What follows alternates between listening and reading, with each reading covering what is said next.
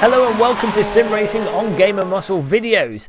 Just recently, CodeMasters updated Dirt Rally to version 0.9, and in that version they've added a couple of cars, tweaked and updated physics of some of the older vehicles, and generally moved things about and improved things. So we're going to check out, in this video, the new, or one of the new vehicles, the Citroen C4 Rally. Let's go to Germany on one of the sprint tracks and give it a bash. Let's just see if it loads first. Hopefully it will do. Actually, Dirt Rally's been pretty stable, I have to say, all through its beta. Everything seems to load nice and quick. No problems there. Okay, there we go, into the track.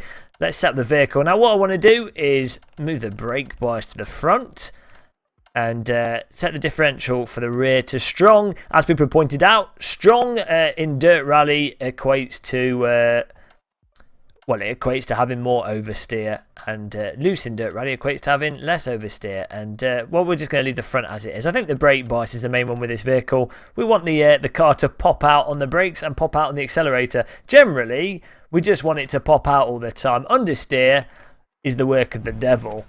Well, it's going to be interesting to see how this handles. Let's turn the volume down a little bit so I can hear myself think. Pop the handbrake on. We're using a Thrustmaster T300 steering wheel and Club Sport V2 Fanatec pedals, and of course the car's in first gear already, so I didn't need to upshift. But already, whoa, this car is really pokey. Quite fantastically so, actually. And the force feedback again. Oh, hairpin left here. The force feedback really good. Letting me know what's going on with the car. I can't get over how pokey this is. Gonna be really careful not to put too much steering input, especially at speed. I tell you what, it's like having two model rocket engines strapped to the steering wheel. When I turn right, they fire. Nudge it around there, but the pokiness is actually really satisfying. Use it to get the car stuck into corners here.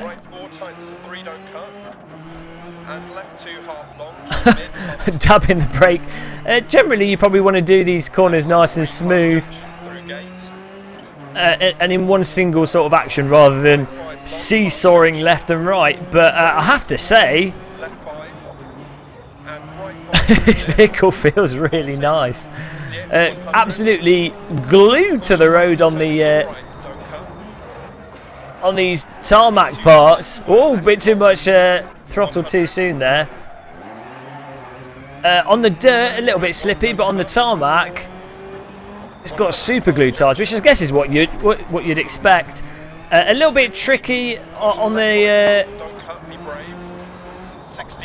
balancing it out of the corners. Actually, no, not too bad. Talking rubbish.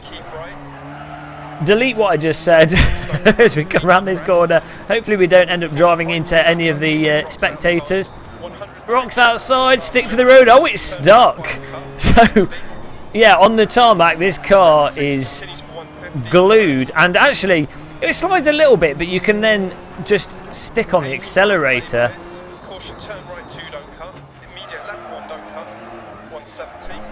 You can just stick on the accelerator and the car bites in, and that is really satisfying.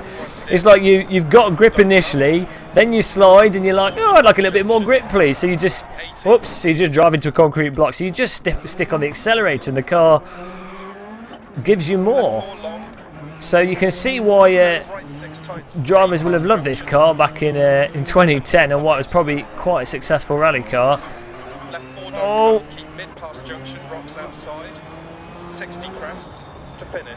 the force feedback yanking the wheel out of my hands as the suspension gets fully compressed into that turn. But this car, a couple of scratches to the paintwork there. It's all right. The team have got us covered. Let's take it. Let's take it to Wales in the wet for the ultimate test on the tarmac. As I say, really nice and grippy, but no, it slides a little bit. Okay, let's put some rain on.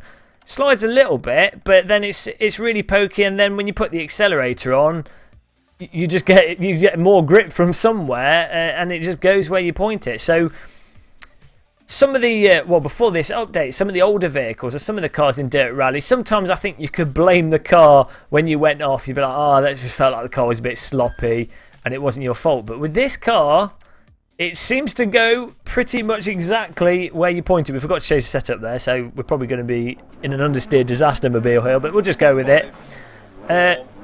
With this vehicle, it seems really, really hooked up. Again, the force feedback, fantastic. And you feel like nice little road texture, and you can also sort of feel the gravel as you slide along it, and the sort of loading of the tyres and the suspension. Really good, actually. Oh no, I've hit the wall. I really like the force feedback in Dirt Rally. Turn left 140.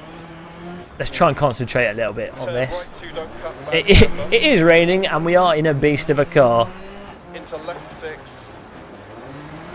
Ideally, in these sort of conditions, what you want to do is sort of, you know, preempt the corner, set yourself up, get the car oversteering early. Look at that, it just turns in on the handbrake. The car immediately responds to the front wheels as well. This car is just completely hooked up with what the driver does. Even in the wet. Let's just go right here, because otherwise I'm going to drive into that post. Shortcuts.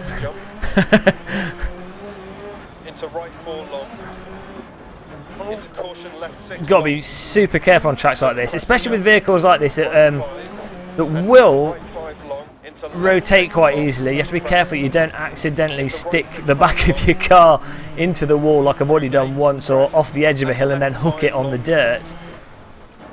Let's try and keep to the inside of that. This is fantastic fun. And I think that's the thing with Dirt Rally. I mean, I keep saying it. Even if you're not up to pace, and you probably, well, I probably never will be as fast as a lot of the people that play this game, it's just really fun. It feels fantastic. It's awesome sliding vehicles around, oversteering them around corners, and then the tracks are so textured and detailed and narrow. It just completely absorbs you. It's like some futuristic, weird Buddhist training tool. Oh, so good, this car. You just put your throttle on. I mean, back there I felt, I'm sort of understeering off a little bit of steering angle, little bit of throttle, and the car pulls itself out of it. This is what people should drive on the roads. You could, you know, those car parks with the sort of entryway, you have to go up a never-ending right-hand turn slope. You could just do that in a full-out drift with this car, and it wouldn't take any skill. Grandmas could do it. Cross the finish line. We've still got 4 wheels. No dead spectators. 4 wheels. We don't look like a recycled Coke can, apart from the broken rear light there. We won't pass the MOT, but really good job, CodeMasters. Citroen C4 Rally. We're going to check out more of the cars. I really want to check out some of the older vehicles that they've updated, because I think they'll be really exciting. Definitely will keep me on the toes, because the older vehicles are far less forgiving. Absolutely fantastic job. Please subscribe if you want to see more of this sort of content, and like, and well, I'll see you in the next video that we do. Goodbye, everybody. Thanks for watching.